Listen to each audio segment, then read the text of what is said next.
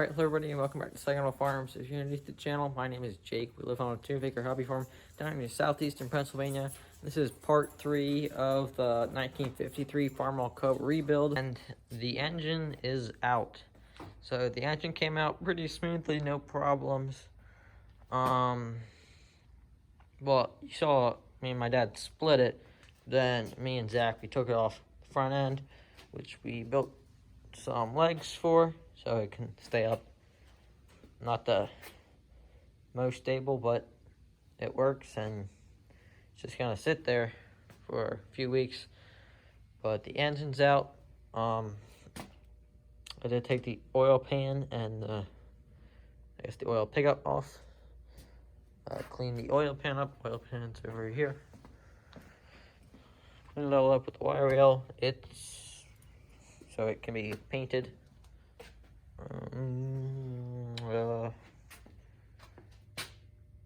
We are taking this to the machine shop today or tomorrow. As you can see back there, I've been working on some cleanups. The hood, got the head here sitting on the bench. Took the wire lever over it just to make sure there are no cracks or anything. I think that's pretty much it. Yeah, the only thing that holds the engine to the front of this is just 4 bolts. You got 1, 2 up top, and down below this little coolant pipe collar thing goes through this hole. So you just gotta make sure that comes out. Don't break that off. Maybe just used the engine hoist, cherry picker thing, whatever you want to call it, to lift that out of there. So, alright, so next you'll see me is loading the engine into the truck, or when we get back from the machine shop, and I'll talk about what I told the guy to do. So. Alright, so it's actually been a couple weeks since you saw that last clip, but we did get the engine to the machine shop and everything, so the guy's pretty busy, so what he said it probably won't be done until the spring. He's just gonna take it apart, see what it needs, and then he'll call me and see what we need to do. But that's pretty much the engine. But I want to show you something. I've been taking a few more things off. I just took the right fender off. And a little toolbox thing, so I want to talk about that. Alright, so I just took this fender off. It goes on the outside here, and these bolts run through. These bolts also help hold the whole thing together, so. But there was one bolt here where it's not reusable because it's just so pitted and rusted and stuff. But it looks like the other 3 are. But I also took this toolbox off, and apparently a mouse lived under here for many years. Cause no, I'm gonna see if I can find a flashlight and show you that.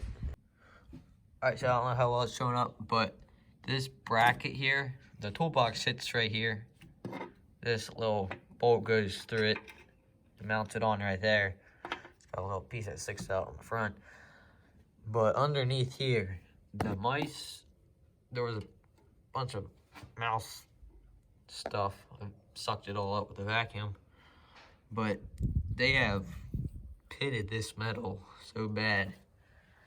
I mean, it's reusable and everything, but yeah. And here's one of the bottom corners of the toolbox. I mean, they just mouse pee and everything just kind of rotted. So we're gonna see what happens when it gets hit by the wire wheel. Might have to see if we can find a new one or make a new one or something. I hate mice. Yeah. Dude, I'm actually gonna try to get the seat off right now, but by the looks of it, it's just these 2 big bolts that go down into this housing here for the, I guess, axle shaft thing. So get them out. Alright, so it's like the, yeah, I guess the next day now. I took the seat off. I had to use the breaker bar with that big old long bar on it to break the bolts loose. But I also got the battery box off, and the mouse P has just brought it out this pan. I mean, we'll figure out what condition it is after the wire wheel goes over it and see how much rust gets knocked off. Well, there was a bunch of junk underneath the battery box here and underneath this that I had to suck up with a vacuum. But you know, I got these bolts out that hold the seat down. They go right into this housing here that the shaft runs through to go to this wheel final drive thing. But I'm looking down these holes and I can see that this is just packed full of mouse nest here.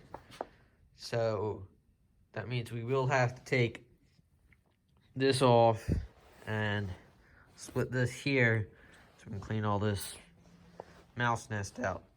And I did want to repack these bearings or buy new bearings up here because so there's bearings up there, and also the actual bearings down here that go to the wheel. But obviously we're not gonna do this today. That'll be in a future video. But next thing that's gonna come off, I'm gonna try to figure out how to take this floor out. So I'm gonna have to disconnect some linkages and everything. The brake linkage over there too.